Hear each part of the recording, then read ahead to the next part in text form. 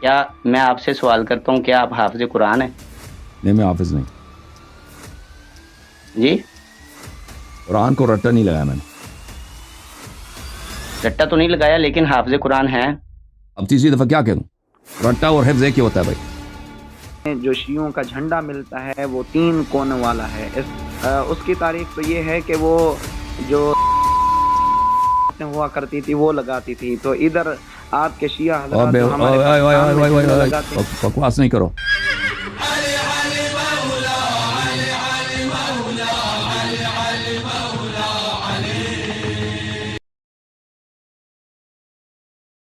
آواز نہیں آ رہی ہے. السلام علیکم وقاص صاحب، کیا حال چال ہے بھائی؟ وعلیکم السلام. وعلیکم السلام. آپ سنائیں کیسے ہیں؟ اللہ تعالیٰ کا بڑا احسان ہے سر. Thank you. بولیں کیا حکم ہے بھائی؟ جی میں بات کر سکتا ہوں اب؟ کہاں سے کال فرمایا آپ نے؟ میں پاکستان سے ہوں. پاکستان کس شہر سے، کس علاقے سے، کیا نام ہے؟ ہارون آباد، محمد وقاص نام ہے میرا.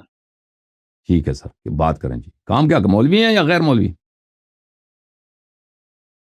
میں حافظ قرآن ہوں اور ویسے کام کرتا ہوں، ملازمت کرتا ہوں کہیں پہ. اوکے جناب حافظ صاحب، حکم کریں، کیا حکم ہے بھائی؟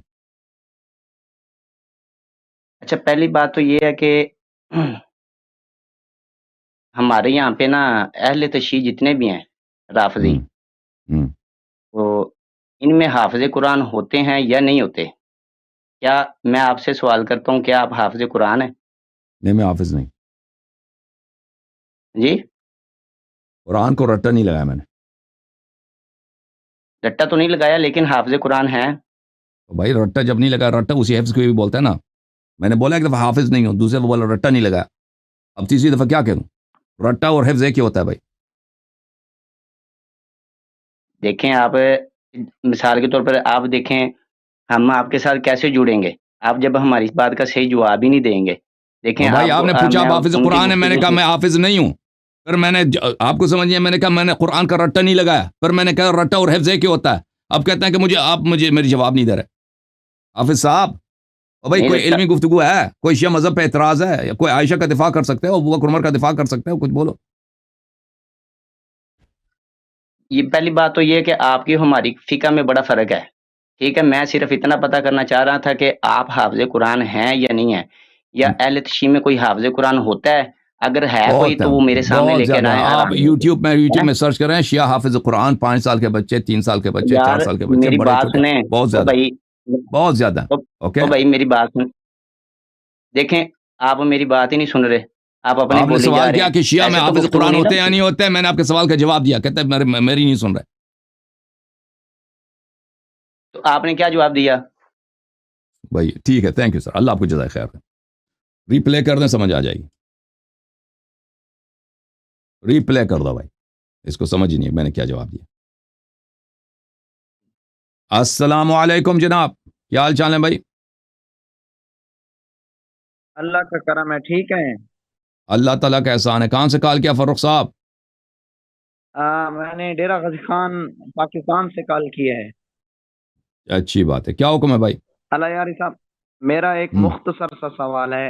2 ہوں چھوٹے چھوٹے سوال ہیں. ایک یہ ہے کہ ہمارے علاقے میں جو شیعوں کا جھنڈا ملتا ہے وہ 3 کونے والا ہے. اس 3 کونے والے جھنڈے کی تاریخ کیا ہے؟ اور دوسرا سوال وہ یہ ہے مجھے نہیں کہ معلوم امام بھائی. حسین رسول رضی صلی اللہ. اللہ علیہ وسلم کے زمانے میں جھنڈے کے وہ مستطیل ہوتے تھے یا مثلث ہوتے تھے، مجھے اس کا ابھی علم نہیں ہے. ٹھیک ہے نا. اچھا، اور دوسرا سوال چلیں یہ اس کی تاریخ تو یہ ہے کہ وہ جو زانیہ اور طوائفہ عورتیں ہوا کرتی تھی وہ لگاتی تھی، تو ادھر آپ کے شیعہ حضرات جو ہمارے پاکستان میں جھنڈے لگاتے ہیں. بکواس نہیں کرو. رسول اللہ صلی اللہ علیہ وآلہ وسلم کا علم تھا. وہ اپنے جنگوں میں جب نکلتے تھے ان کا علم بردار ہوتے تھے، امیر المؤمنین علیہ الصلوۃ والسلام. بیوقوف آدمی، بیوقوف آدمی اس طرح نہیں ہے. پیغمبر صلی اللہ علیہ وسلم کا علم تھا اور اسلام کا علم ہے. ٹھیک ہے نا. رسول پاک صلی اللہ علیہ وسلم کا علم ہوتا تھا مختلف جنگوں میں. اہل بیت علیہ الصلوۃ والسلام کے علم ہوتے تھے. ہاں مولوی فضل. جی السلام علیکم. علیکم السلام، خیرت سے ہیں بھائی؟ ٹھیک ہیں آپ؟ جی حسن بھائی، آپ خیریت سے ہیں؟ سب خیریت ہے الحمدللہ، میں ٹھیک اللہ ہوں۔ تعالیٰ کا بڑا احسان ہے، اللہ آپ کو عزت دے. سب تھینک سے یو سر، اللہ پہلے آپ کو سلامتی دے.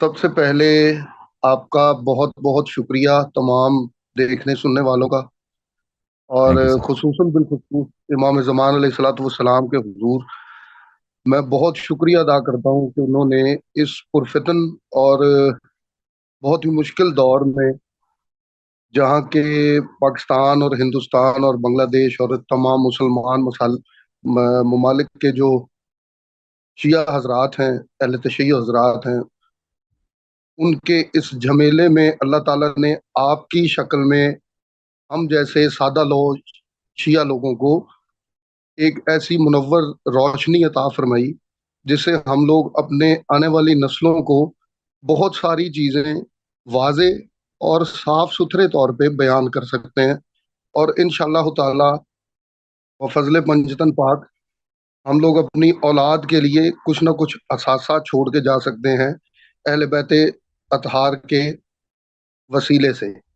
تو سب سے پہلے تو میری علی یاری صاحب، میری دو تین گزارشات ہیں کہ ہمیں ہمارے معاشرے میں یہ کہا جاتا ہے کہ ظاہری سی بات ہے، ہم لوگ شروع سے جب سے پیدا ہوئے مجالس، نظر نیاز اور باعث رجب اور سارا کچھ دیکھتے آئے، تو ہمیں بتایا یہ جاتا ہے کہ آپ لوگوں نے جب مسجد میں سپارہ یا قرآن یا حفظ یا ناظرہ کے لیے جانا ہے، تو وہاں پہ بہت سارے مطلب عجیب کا لفظ بھی بڑا غیر مناسب سا ہے، بڑے بڑے مطلب بہت سے سوالات ہوتے ہیں ہم لوگوں کو کہ جی آپ لوگوں کے گھر پہ علم لگا ہوا ہے، آپ 22 رجب کے کنڈے کر رہے ہو، آپ یہ کر رہے ہو، آپ وہ کر رہے ہو، تو ہم لوگ ایسے لوگوں کا دفاع کرتے ہیں۔ اور دوسری جی جی بولیں، بولتے جائیں. تو دوسرے میری گزارش یہ تھی کہ ہم لوگ جب عزاداری میں یا مجلس میں یا گھر پہ نظر و نیاز میں جب ہم زیارت پڑھتے ہیں، تو ہم ایک داہنے ہاتھ کی انگلی جو ہے اس کا اشارہ کرتے ہیں۔ اب ہم لوگوں کو پتہ ہے، لیکن جب ہم لوگ اس چیز کو آگے بتائیں گے تو وہ کس طرح سے بتائیں گے کہ ہم لوگ جیسے السلام علی الحسین والا علی ابن الحسین والا اولاد الحسین، مطلب اس طرح زیارات پڑھتے ہیں، تو وہ کس طرح سے ہم ان کو بتائیں کہ اس کا مقصد یہ ہے یا اس کا منبع یہ ہے، یہ اس کی تاریخ یہ ہے۔ تو جناب حمزہ، اور مطلب یہ میں معذرت چاہتا ہوں، میرے 3-4 سوالات جو ہیں وہ اکٹھے ہو گئے، تو زیادہ وقت نہ لیتے ہوئے ان دو باتوں پہ میں آج آپ سے درخواست کروں گا کہ ان کا جواب ہمیں عطا کر دیں۔ اور دوسرے نمبر پہ یہ جو اس سے پہلے جو کال ہوئی تھی آخر میں، یہ جو کال ہوئی تھی ایک بندے نے بڑا عجیب سا سوال کیا، تو آپ پلیز، میری آپ سے ایک ہمبل ریکویسٹ ہے کہ آپ سے ہم نے بہت کچھ سیکھنا ہے، بہت کچھ لینا ہے، آپ ہمارا بہت بڑا اساس ہیں، تو آپ اپنے آپ کو ذرا مطلب تھوڑا سا کول ڈاؤن رکھا کریں۔ یہ لوگ انشاءاللہ. آپ کو اسی طرح اشتعال دلانے کے لیے یہ باتیں کرتے ہیں، اللہ ان کو ہدایت نصیب فرمائے، ہم تو تھینک یو یہی سر، کہہ سکتے ہیں۔ تو تھینک یو سر، اللہ آپ کو جزائے خیر، اللہ یہ آپ کو جو عزت دے، باتیں ہیں اللہ یہ آپ کو آپ سلامتی دے. کا اثر نہ لیا تھینک یو کریں۔ بھائی. جہاں تک زیارتوں کا تعلق ہے نا، زیارتیں ان کا جہاں سے آپ جس کتاب سے زیارت پڑھتے ہیں نا، مفاتیح الجنان وغیرہ، اس کا طریقہ لکھا ہے. اگر اس میں یہ لکھا ہے کہ ہاتھ اوپر کریں، ہاتھ اوپر کریں. اگر نہیں لکھا ہے تو ہاتھ اوپر کرنے کی ضرورت نہیں، انگلی اٹھانے کی ضرورت نہیں ہے، ٹھیک ہے نا. اور مخالفین کے لیے آپ کو کوئی ضرورت ہی نہیں ہے کہ آپ ان کو انگلی اٹھانے کا وہ بتائیں، انگلی اٹھانے کا کہ انگلی ہم اٹھاتے ہیں زیارت کرتے وقت، اس کی وجہ کیا ہے. یہ ان باتوں پہ فروعات پہ گفتگو نہیں کرتے. اگر ان کو بتانا بھی ہو تو ان کو زیارت کی کتاب دکھائیں. اگر کوئی مجبوری ہے ایسی کسی آدمی کی، کہ جماعت عمریہ کا ایک آدمی آ جاتا ہے، اس کے پاس کہتا ہے کہ تم زیارتوں میں مثلا اس طرح کیوں کہتے ہو، تو یا یہ کیوں کرتے ہو، تو اس کو وہ حدیث دکھائیں کہ بھئی ہمارے ائمہ علیہ السلام کا یہ فرمان ہے. اور لیکن ان باتوں پہ فروعات میں ان سے الجھنے کی ضرورت نہیں ہے، ٹھیک ہے نا. سب سے پہلے اصول دین پہ گفتگو ہوگی، پھر اس کے بعد فروعات وہ تو مناظرہ مانگتا ہی نہیں ہے بھائی. اچھا، ہمارے پاس کالر ہیں سید صدام صاحب.